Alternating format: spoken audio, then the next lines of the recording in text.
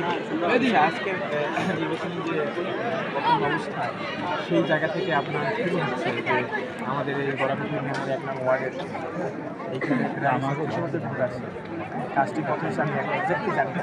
কাজটি মেবি ২০০০-এর বেশি বা প্রায় ২৪-এর কাছাকাছি হয়েছে। এখন আপনার কী মনে হচ্ছে যে এখানে কারা আগায় আছে? এখানে আমরা মনে করি যে বিএনপি দলটা এগিয়ে আছে, কারণ এখানে সবাই ম্যাক্সিমাম মানুষ হলো আপনার শান্তি যে যিনি আছে বিএনপির এমপি প্রার্থী তাকে পছন্দ করে, বিএনপি সে বিপুল ভোটে এগিয়ে থাকে। আচ্ছা, আপনাকে যদি জাতীয় পর্যায়ে যদি আপনার সব কিছুকে পর্যবেক্ষণ করে আপনার কী মনে হচ্ছে যে আগামী দিনে কারা আসতে পারে? অবশ্যই আগামী দিনে আমার মতে এখনও জানি না সঠিক, কিন্তু বিএনপি আসার 55% চান্স আছে আমার মতে।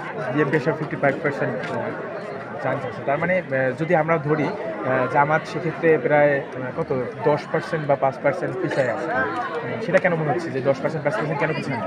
তারা বিএনপি অনেক পুরনো দল এবং জিয়াউর রহমান যিনি ছিলেন উনি অনেক বিএনপিকে অনেক সুন্দরভাবে প্রতিষ্ঠিত করে গেছে, যে কারণে বিএনপির ভোট অবশ্যই বেশি।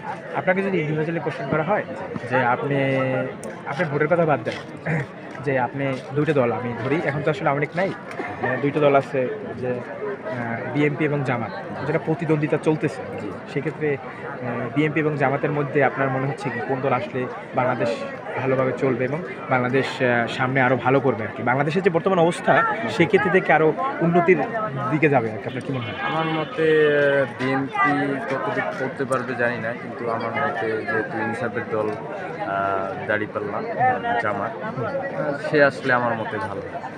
আচ্ছা, আর একটা গুঞ্জন আছে যে জামাত হচ্ছে দেখা যাচ্ছে ৭১-এ বিশ্বাসী না তারা, সেক্ষেত্রে আপনার মতামত আছে? আমার মতে ওনারা এই জন্য ক্ষমা প্রার্থী এবং ক্ষমা চেয়েছেন, যে কারণে আমার মনে হয় তারা অবশ্যই ৭১-কে নিয়েই আগাতে হবে। ৭১-কে ছাড়া বাংলাদেশের জন্ম হতো না, যে কারণে ৭১-কে বাদ দিয়ে কোনো কিছু করা আসলে বাংলাদেশ সম্ভব। এখন আপনাকে যে একটা কোশ্চেন করা হয়েছিল যে ভাই আপনি ভোট দিচ্ছেন কাকে, এইটা কেন বলবো আমি? এটা তো আপনি বলছিলেন যে হাত পাকায় ভোট দিচ্ছেন। আপনি জানেন যে হাত পাকা আসবে না, তারপর আপনি হাত পাকায়, আমি আপনাকে কেন বলবো? আগে প্রশ্নটা শুনুন। হাত পাকাকে একটা ভোট দিয়ে আপনার ভোটটা কেন, মূল্যবান ভোটটা নষ্ট করলেন?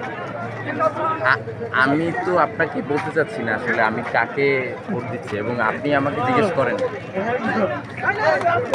কি